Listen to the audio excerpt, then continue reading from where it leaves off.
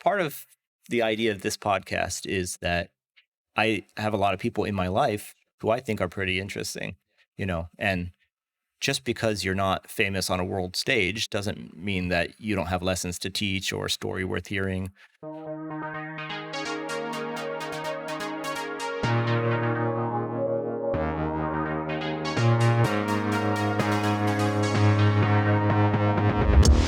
Welcome back to another episode. Today we are filming in the Lab Saigon, and I have with me the Lab's founder and creative director, probably amongst many other things, Tuan. I can literally say that I wouldn't be making this recording now if it wasn't for Tuan. I don't mean the recording with him, but any of these recordings, because you opened up a creative co-working space in this very building 2013. In 2013, and I was using that as my office. It's where I got connected to many creatives living in Saigon, and it's where I recorded my first interview on video. So thanks for creating that opportunity, creating that space for us. Thank you for coming.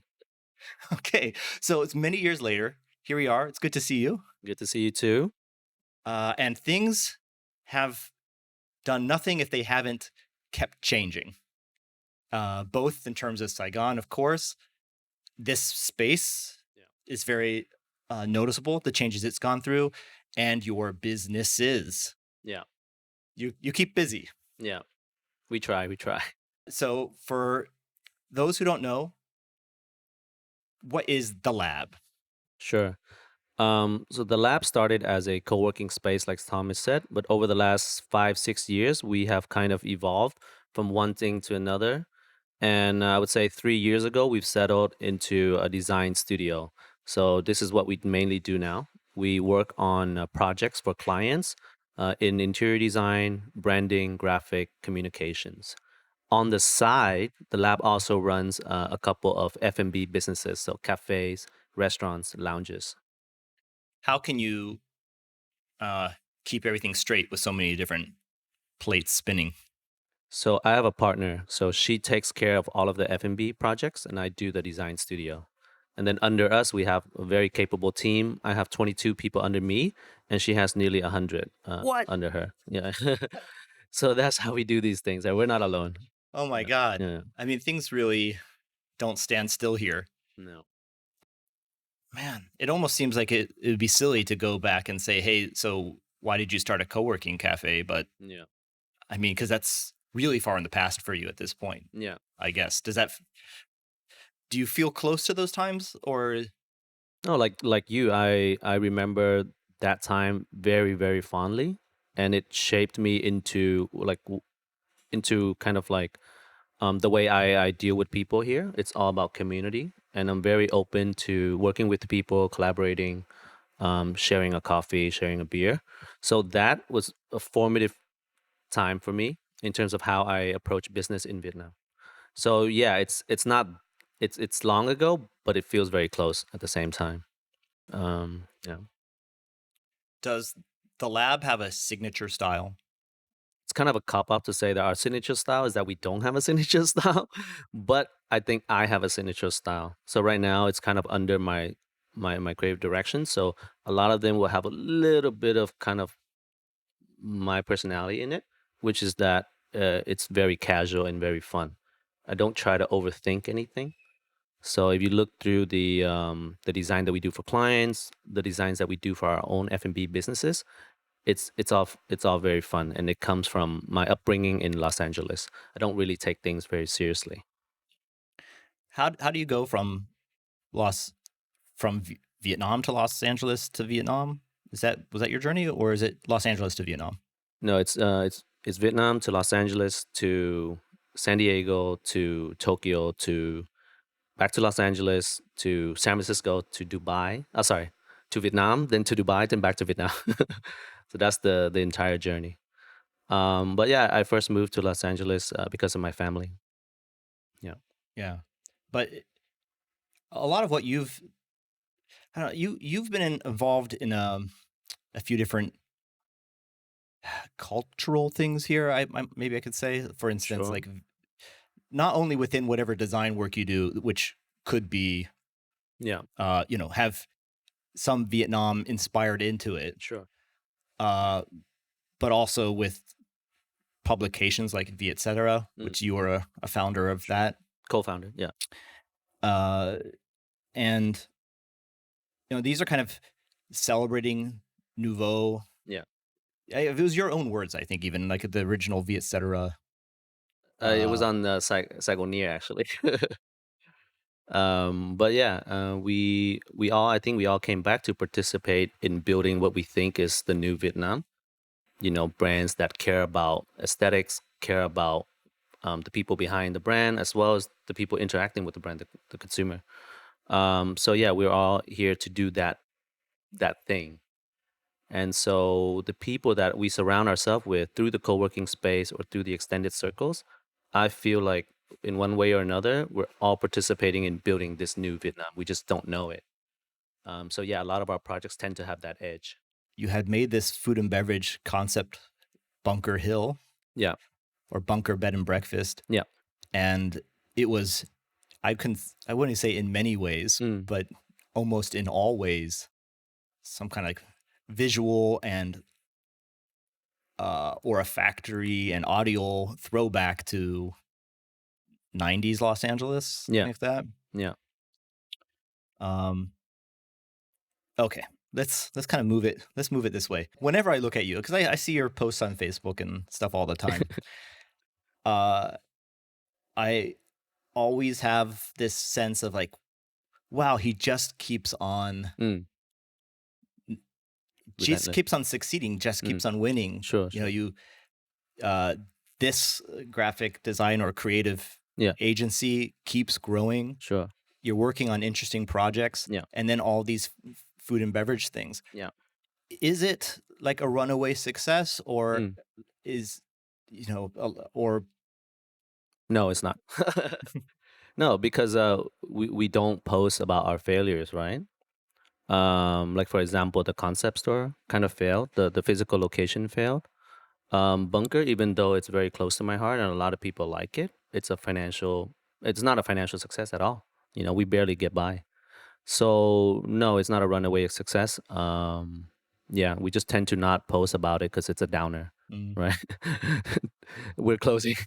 Like nobody ever posts about that stuff, so we don't either.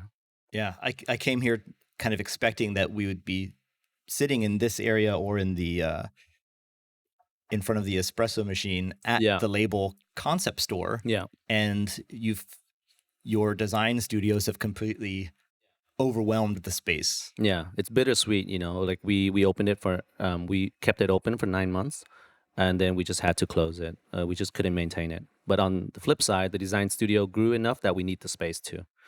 So no, we don't post about that. So it's not a runaway success, but it's not all bad. It's not all good either. So yeah. If you didn't have these businesses, sure, would you still be in Saigon after 5-6 years? If I didn't have the lab, I would not be in Saigon because I really enjoy what I do and I enjoy the team. So without them and without this work, there's no reason for me to be here. Yeah. Because you moved around so many for sure. places and now it feels like you're kind of anchored here. Yeah. Bald and chained here, right? Yeah, the first time I came back to Vietnam, I only lasted 11 months before moving to Dubai. I lasted 2 years in Dubai. So I wasn't in the habit of staying in any place for too long. Yeah. So no, without these businesses, I would be gone for sure.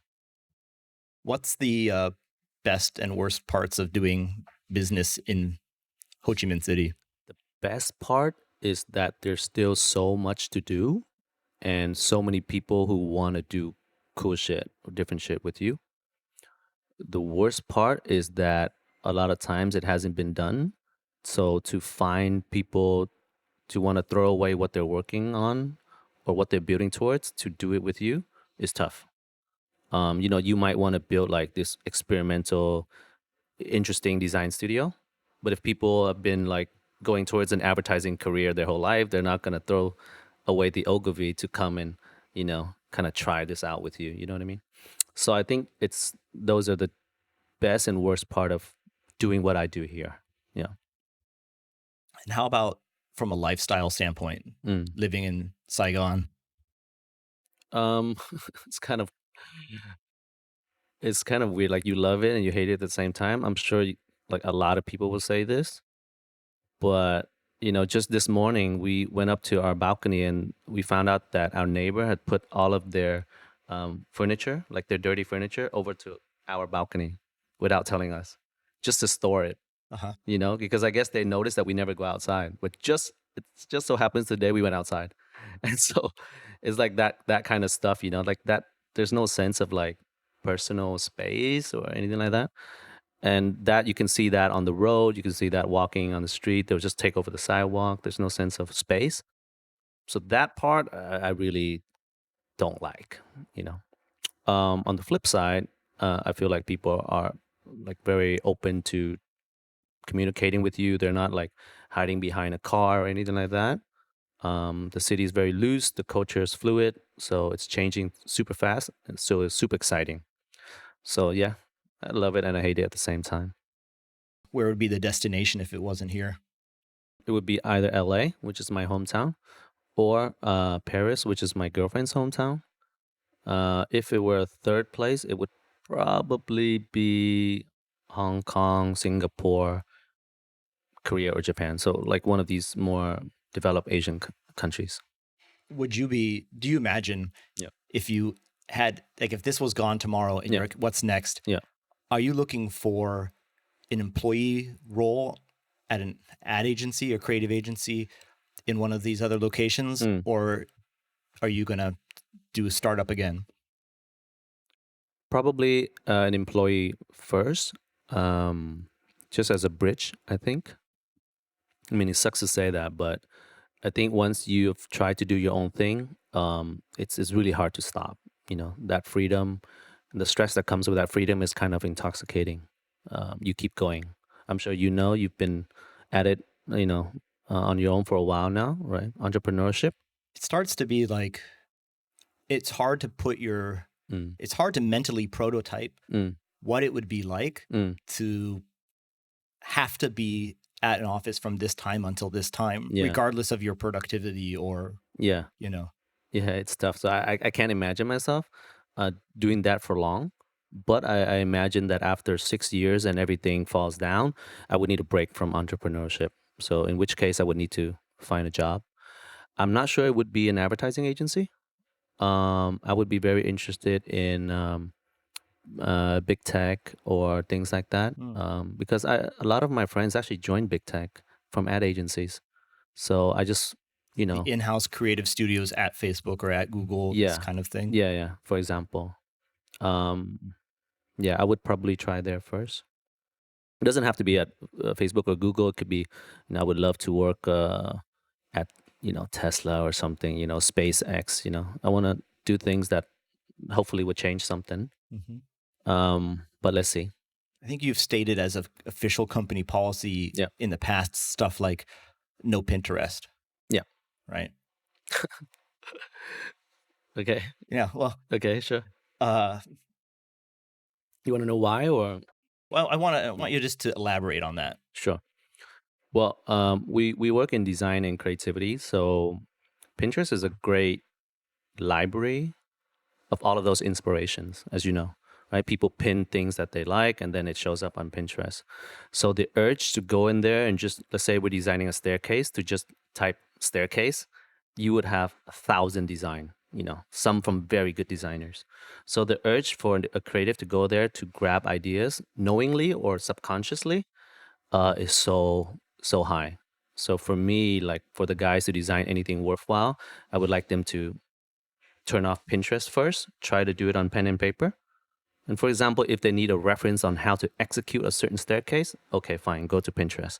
But the starting point, I don't think should be Pinterest because of the urge to take something. Yeah. It's like if you're on a diet, like don't go to a candy store. You know what I mean? It's like the urge is crazy. A friend of mine opened an ice cream shop last week, and I've been working out of there. Yeah. And every day he's like, I have a new flavor for you to test. It's a losing battle for my willpower. Exactly. Yeah, it's about willpower. The guys here, like sometimes they succeed in in kind of tuning that out. But sometimes I'll see them going on Pinterest.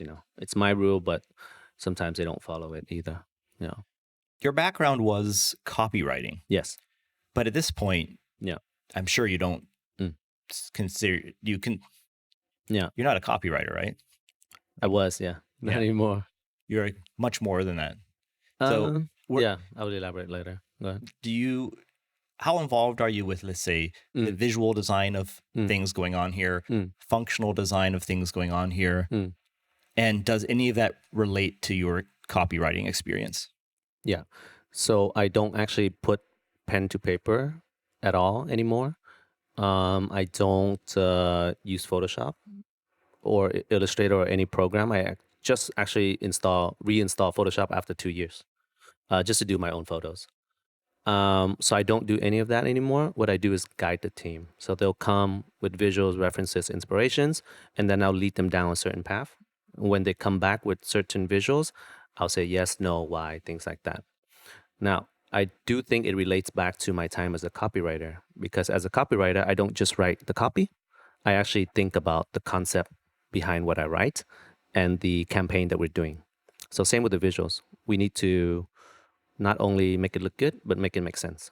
So then the whole copywriting thing does come back. Yeah. What advice would you have for me, let's say? Okay. Um, I like getting my hands dirty. Sure. I don't appreciate if Mm. someone else micromanages me, Mm. but I have a tendency to micromanage other people Mm. because I don't necessarily trust that they will understand Mm. the direction. Yeah. And even more so, sometimes I feel like there's a lot of tasks I end up doing myself Mm. because in my mind, it would take longer to explain it than just to do it. Yeah. But as a consequence of that, Mm. the real negative side of that is that I'm not that productive Mm. because I'm trying to do the accounting or I'm Yeah. trying to do things that I'm not Yeah. good at. Even something like Photoshop Yeah. today, I'm slow compared to younger Yeah. kids. Yeah. So, like, Yeah. how do you end up trusting other people? Yeah. Like, I'm probably going to edit this video myself, right? I'm not like Sure. I have a hard time letting go of these Yeah. micro tasks. Mm. And even if someone else was doing it, I would be bothering them by like just sitting over their shoulder and Yeah. telling them what I would have done. Yeah. I think it's a skill that you learn. Just as young people, as they grow older in their career, they need to learn leadership, which is to take care of several other team members, right? Us too, as we grow a little older, we need to learn to let go and do less, and then trust other people to do more. Now that personality where you feel like, oh my God, why don't you do this? I have to learn to let that go. Mhm. Yeah, because there's two things that I'm always thinking about. One, I could be wrong, they could be right, and two, even if I'm right, it's okay for it to be different than what I think it is. So for me, that's where the interesting things come from. Otherwise, the lab is just a mirror of all of my decisions, right? It shouldn't be like that. The lab is kind of like me guiding 20 different people. So it's exciting and it's interesting. Even though some of it might not be my favorite, but it doesn't matter. It's somebody's favorite. So I have to learn to do that. How do you deal with things like employee retention? Yeah. Like, how do you grow the team and then sustain the team so that you're not always having to rehire? That is tough. We do have people who've stayed with us since we opened, like 4 years ago, and then we have people who cannot last for 2 months, right? But for me, it's a self-filtering process. The people who fit into your culture will stay, and the people who don't, they will leave. So what you need to focus on is the culture. I don't try to chase after everybody. Yeah. So what's the culture here? Like I'm very open to letting them experiment with what they think is right in terms of creativity. As long as I control the strategy and the objective, the way it looks finally, I'm totally okay with letting go. For example, like District 8, we just did a project with District 8. I didn't go to a single meeting after the first meeting, and it turned out great. It might not have turned out great if I went to every single meeting and second guess every single decision. And then we did an exhibition where everybody in the team executed the exhibition without my involvement, and I thought it was brilliant. And so those things give me the confidence to let go even more. Right. Yeah. Has it been that way from the first days of Work Saigon and the Lab Saigon, or Yeah, did it like take a certain amount of time to build that trust? no, in the very like I'm a very casual person, I think. So yeah, I was never like a heavy-handed leader or anything like that. I did have to learn to kind of let go of my personal taste, but I think from the very beginning, it was very easy for me to have this culture because it's kind of like the way I deal with things. So very relaxed.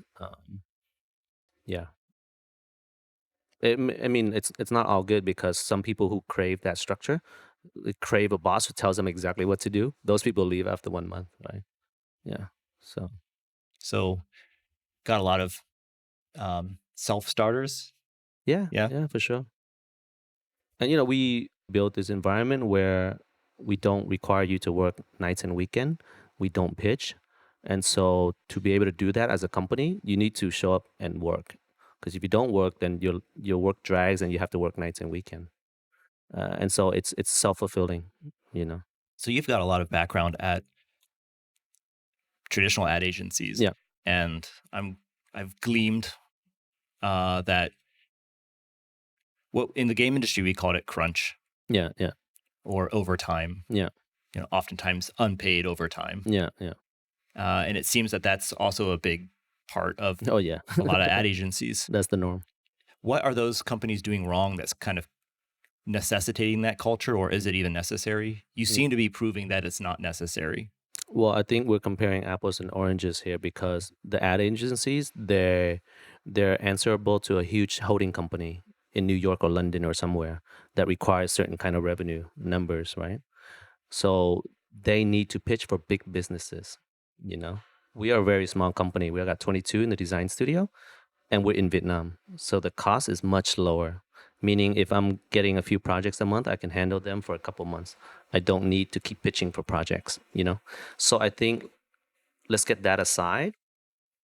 Now, assuming that we're all the same, I think what's going on is the projects that they go for are big projects. And because it's a big projects, the company that give out those projects will not give without a pitch. You're not going to just give it to somebody based on what you see on their website. You want to see what they're doing specifically for that project. So you pitch, right? Yeah. And companies that have big mother companies need that project to pay. So they pitch. So it's nobody's fault. They're not doing anything wrong. It's just the nature of the beast.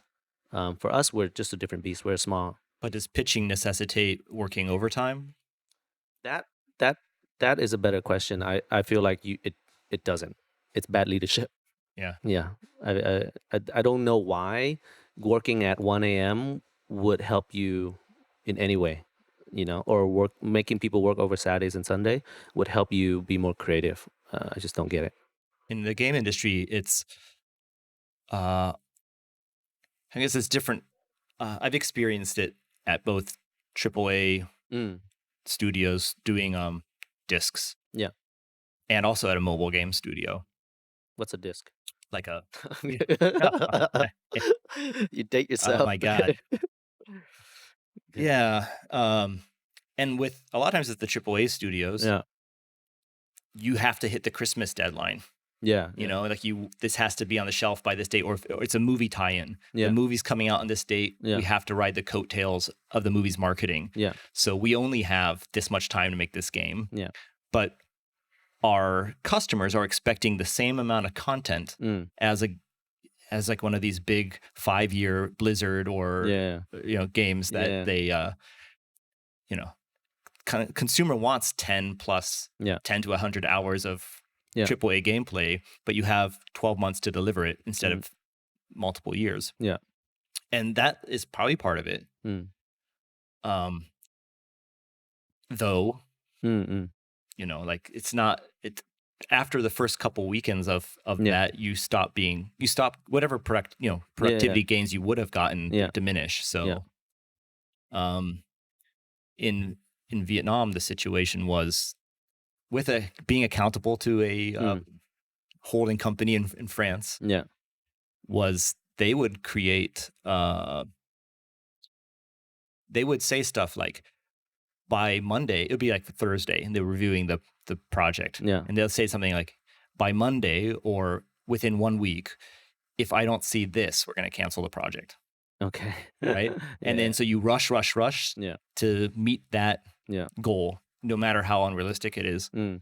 And then Yeah. it just repeats. Maybe you have a couple days off, Yeah. or like a couple days downtime, and then you get Yeah. the new feedback. Yeah. And they're like, okay, in 2 weeks, Yeah. if we don't see this feature implemented, we're going to cancel the project. Yeah. It kind of goes on like that for a year or two, and then I know it's like a little bit different than in traditional ad agencies. Yeah, in the ad agency, if you don't do this pitch by Monday, the pitch is canceled. They just won't do it, right? Because they're not getting anything from the pitch. The company gets it, right? Sometimes they throw them a bone, like a little project bonus, but it's not enough for anybody to work nights and weekend and kill themselves over it. So what do they work the overtime for then?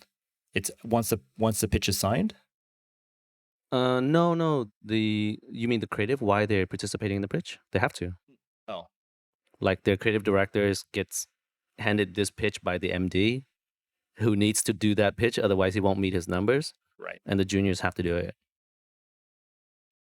But so there is a deadline on the pitches. Oh, yeah, for sure. And that's what's perhaps causing the overtime, or Yeah. trying to. So, a client will come and say, hey, we have this pitch. We've invited you and 4 other agencies. We need the proposal by, in 6 weeks, right? There'll be a couple of days going back and forth trying to understand the brief, blah, blah, blah. And then another couple of days to kind of brief that to the internal team. The team needs a couple of days to research. It always delays. And then, around a couple of days before it's crunch time. You guys are, I would say, a multidisciplinary design studio. Sure. Right? You're working on architectural projects. Yeah, interior architecture. Architecture. Yeah. Branding, graphic design. Yeah.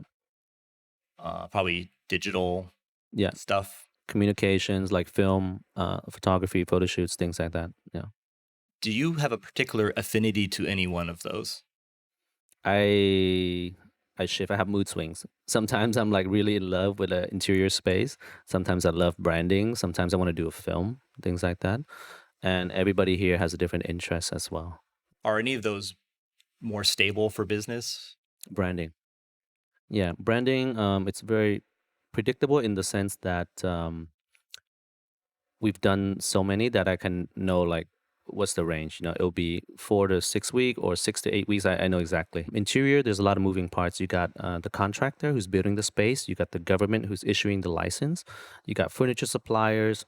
If it's a restaurant, you got kitchen suppliers. You got the operation team of the space itself. There are just so many moving parts. And any of those guys being late or not cooperative, the whole project would derail. Yeah. So it's much harder to plan your business around interior.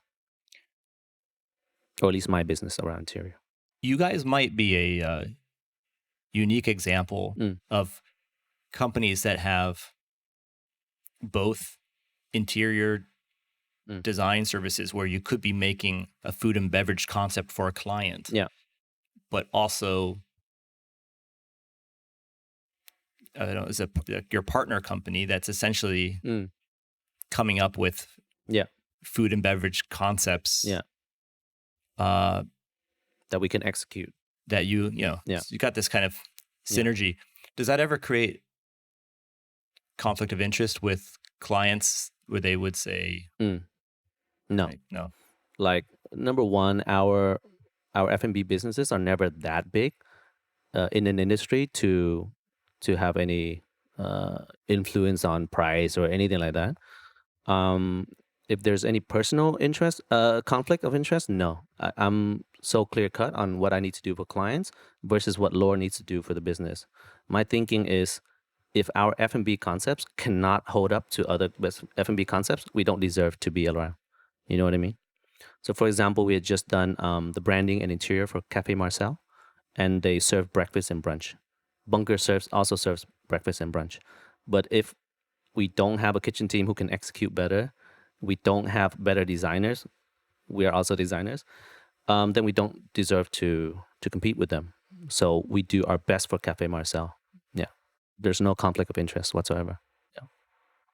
Clients don't see it either. Yeah. I mean, you even get clients that way, I assume. Yeah. Right. They see you. I don't know if you want to share this, but Yeah. the story of how you kind of got your first big client. Yeah, sure. Here. Yeah. You can. I mean, Yeah. your story. I mean, that Yeah. No, so like this was a co-working cafe, and so one of our first big clients was actually just here for a coffee meeting, and he liked the vibe, he liked the design, so he asked us to design his new space, which turned out to be a great hit and kind of put us on the map in the industry. So that kind of gave us our start in design.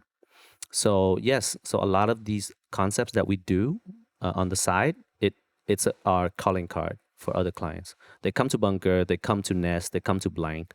They like what they see and they ask us to do it for them. Yeah. Outside of work, Yeah. I know that you like video games. Yeah. In the Okay. past, at least. No, I still do. Yeah. Video games and drinking. Video games and drinking. Yeah. At the same time? Sometimes. Video games first. Is there anything that's got you excited in the game space recently? I was never a God of War fan until the latest one. I really enjoy that. That was the last one that I remember. Like, it's a different camera than the previous God of Wars. Yeah. I thought it was more narrative driven. It felt more like I'm playing a movie, a really great one. So that one was really great. I was looking forward to Red Dead Redemption 2 for like a long time. I was a huge fan of the original. I really hated the new one. Yeah. I'm a big fan of Nintendo stuff, so I'm looking forward to the A Link to the Past remake. Was it Link's Awakening remake on Nintendo Switch? Mm-hmm. Yeah. That one's going to be, if I remember correctly, it's not like the new camera angle. It's the old camera angle, but just higher resolution graphics. It's top down. It's kind of shell shaded a little bit. It's a remake of a Game Boy game, Game Boy Color or Advance game. Those are, those aren't that recent. Okay. What's a recent one? I don't know. I don't have any of the new consoles, so but I am a little bit more active on like Steam than I would have been in the past. Yeah. Instead of buying a new console, I bought a gaming PC. Okay. Yeah, I don't have a PC, Windows PC, so I don't play any of those games. Right. Yeah. For many years, I was using like a MacBook Pro. Yeah. And then game consoles. Yeah. But now I just combine them into one thing. No, there's a lot that I would like to play, like Three Kingdoms Total War. That one looks interesting. Yeah, but not enough for me to get a gaming rig for. When you guys do video work for clients, how much of like the video production is in-house versus how much freelance talent and gear for hire do you rent? Equipment wise, we almost always rent. We have like DSLRs and stuff. We don't have like big Reds or anything like that, so we have to go and rent. In terms of talent, the director we will usually hire, though some of us direct sometimes. Who else? Producers we used to have in-house. Now we work with a great freelance producers, and we just use her all the time. Everything regarding design, wardrobe, styling, everything like that we do in-house. Anything relating to art we do in-house. All of the crew, the grip, lighting, all outsource. Yeah. So all the technical stuff we outsource. All the creative stuff we kind of keep in-house. How much of like the work you're doing is intended for commerce or audiences within Vietnam versus do you have anyone hiring you to do work where the target audience is in a different country? Yeah, very little. I would say 95% of our clients' intended audience is in Vietnam. 5%. Sometimes we get work out of Singapore, which runs in Southeast Asia. Sometimes we get work in Dubai. But 95% of the time is here. I need to have like some go-to typical question that Mm. that gets me like towards the ending. You know, Bringing it home. do you read? Yeah, I do. What kind of stuff do you read? I read nonfiction mostly. I read on my iPhone or my iPad. I I uh, I do audiobooks sometimes too because it helps me fall asleep. So the last one I read through an audiobook is *Sapiens*, A Brief History of Mankind. Oh, Yeah, so that was interesting. And then I also have a lot of books, but it's for references. Yeah, so art books and stuff. right. Yeah. You don't necessarily read through No, that no, kind of no. book. Yeah, I mean it's huge volumes, right? It's usually an archive of processes and art and design stuff from other studios. So you learn the process. Yeah. I was talking to Tomo, Yeah.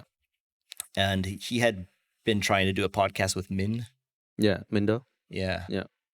And he was saying, "Oh, I kind of wish that we had planned things out a little bit more." Mm. We started talking about Joe Rogan and how his stuff Yeah. like isn't really planned out. And Yeah. It's just conversational. Yeah.